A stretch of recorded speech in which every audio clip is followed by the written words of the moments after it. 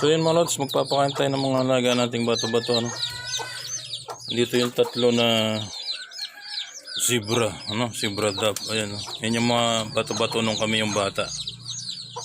Tatlo dyan, dalawa dito. So ipapakita ko lang yung may iklog. So yun yung pugad na yun, ayan, may iklog. Ito dito meron din. Ayan. Dito na lang. Ayan, naglilimlim siya. Ayan. Ayan siya, ayan. Siningit natin sa butas ng lambat. Ayun yung bumaba, no? Ayan. So, bali dalawa yung meron dyan. At dalawa rin dito. Dito, yung kung tawagin sa amin ay lugmon. Pero may iba pang tawag dyan yung mga nakakatanda. Pero ako inabutan ko yan lugmon. Yung lalaki yung nakalimlim, o yun yung babae.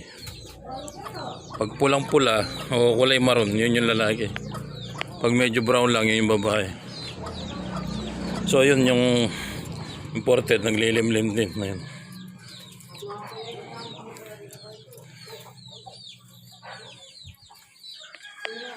So sana hopefully may mabuhay sila, may mapisa sila. Ayun yung babae na yung natira. Meron pa bang iklog? Saan iklog niya? Meron pa. Ayun. Ayun yung kulay puti. Ayun. Ayun. Yan yung babae, kulay brown lang siya. Ang lalaki, yung lumipad. Ayun yung lalaki. Ayun. Ayun yung lalaki. Ayun. Yun, babae din yun.